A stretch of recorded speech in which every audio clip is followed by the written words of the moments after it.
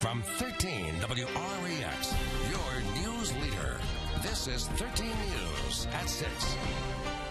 Effective today, my administration is officially declaring the opioid crisis a national public health emergency under federal law.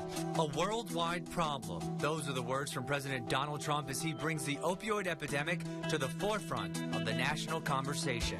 The sheer volume of the number of them continues to grow, and it's hard to identify what the reason or the cause is. And that worldwide problem has made its way here. 24 overdoses in roughly 1 week alone. And it's a crisis that doesn't discriminate. This isn't a West Side issue or an East Side issue. It's not a rich issue or a poor issue.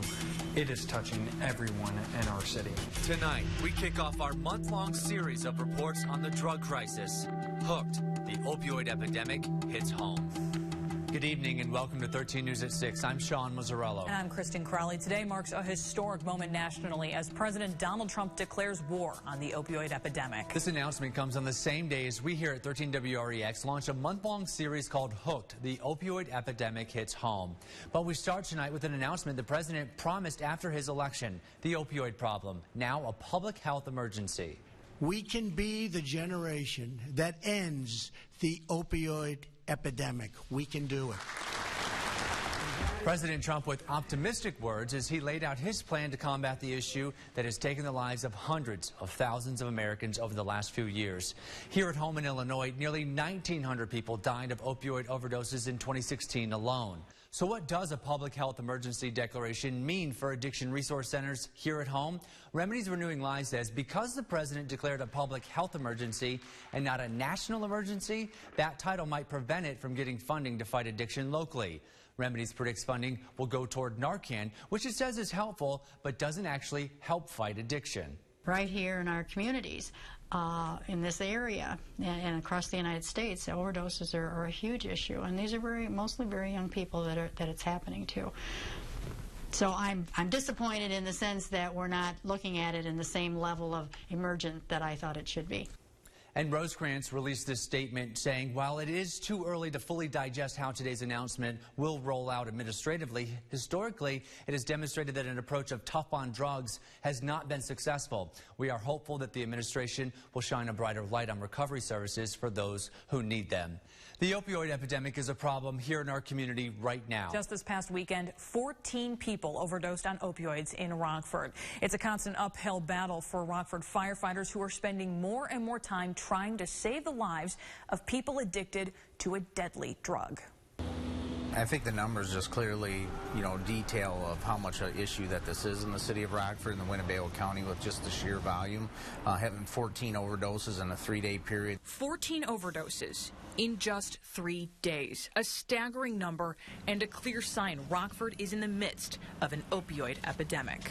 At one of the addresses, we had 3 individuals that were overdosed. So that one address, the one overdose of 3 individuals took us 3 ambulances and took 2 fire companies to give the appropriate medicine to bring them back to reverse the effects of the opiate. Rockford Fire Chief Derek Bergston says paramedics reported all 14 people overdosed on heroin. And just days before that, another 10 people overdosed. All of them saved with Narcan. Has 24 overdoses that we were able to treat. Really has a profound, really shows you and illustrates how widespread this is. Widespread meaning it's happening all over the city, east side, west side, north and south, and it's happening more and more frequently. Chief Bergston and I were less than a minute into our interview when this happened.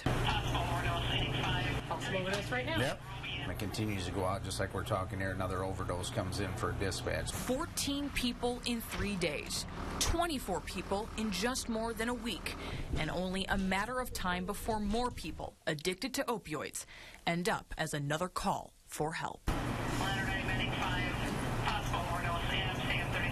Another startling number showing the epidemic in our area. Winnebago County saw 7 suspected overdose deaths just this past weekend. And now tonight, this crisis is taking center stage before the Winnebago County Board. 13 News reporter Mary Sogdigan is standing by from that meeting with the details for us tonight. Good evening, Mary.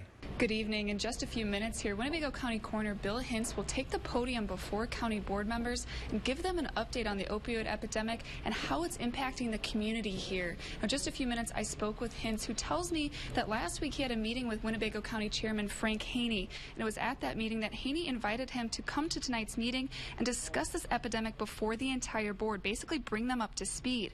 And Hintz tells me that he'll be briefing board members on current statistics and explain exactly where the county is and answer any questions that they might have. And Hintz says it's an issue he's seen blown up in the county throughout the past years, and one that will take a lot of teamwork from multiple agencies to make a dent in.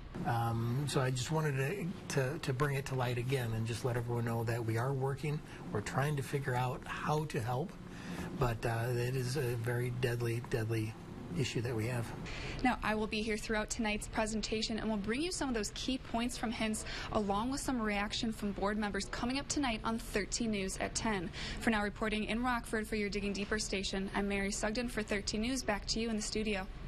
Thank you, Mary. Tonight on 13 News at 10, you're going to hear from some of the people on the front lines of this epidemic, like the Winnebago County Coroner, who described this overdose death from over the summer. You take a baby aspirin, you crush it up. You take a very smallest amount that you can peel away from that, and that is not even what he took.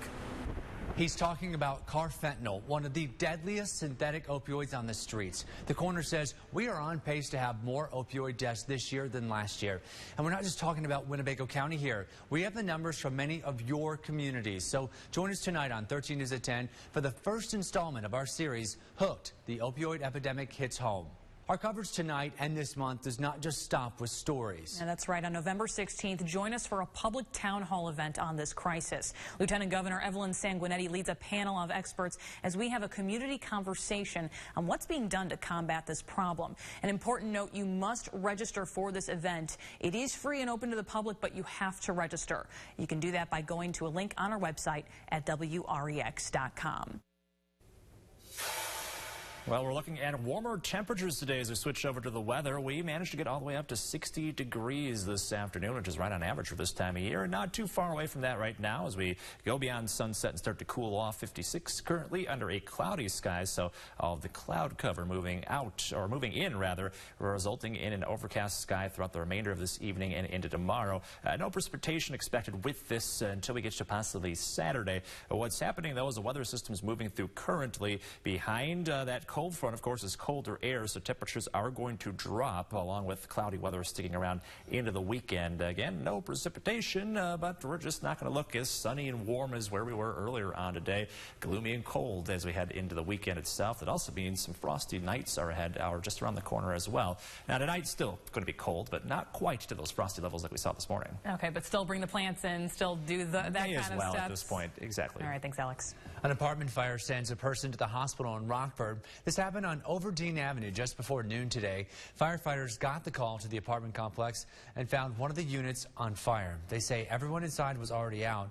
One of them did have to go to the hospital, but is expected to be okay.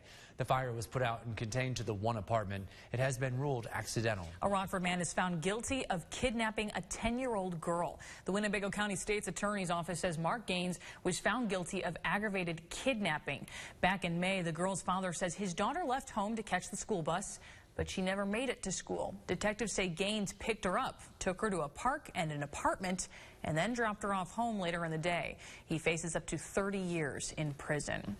The Winnebago County CASA program is looking to expand due to the number of children in need. In Winnebago County alone, there are more than 1,200 open cases of abuse and neglect. 13 News reporter Megan Hedstrom has more on the role these court-appointed advocates play in the children's lives. Karen Christensen has been a CASA volunteer for 4 years. She says the most rewarding part is watching them grow. Mainly, it's just being a consistent presence in their life when they're going through, going to different foster homes or taken from their home, and everything's strange to begin with. She gives anywhere from 10 to 15 hours a month of her time to advocate for these children. And I've had cases where I've seen children grow from babies to 3-year-olds, so you see them grow, you see them walk for the first time. In Winnebago County, there are over 1,200 open cases of abuse and neglect, a number that CASA can't tackle alone. So our goal has always been to be able to serve all of the kids in our area. We need more volunteers to be able to do that. Winnebago County CASA has 115 volunteers working with around 250 children in the community, which is only about 25% of the kids who are affected. And so those 900 kids in our communities that go to our schools, that live on our streets, are just waiting for that one-on-one attention that a CASA can provide. CASA received a grant worth over $8,000 from Rockford Kiwanis to help get more mentors for children in need. Over $8,000 is able to help us get out to the community, to educate the community about CASA and how our CASAs really do make an impact for these kids. Organizers say they believe with this grant they will be able to add around 25 to 30 more advocates, allowing them to be in these kids' lives as a constant figure for both guidance and structure. For your Digging Deeper station, Megan Hedstrom, 13 News.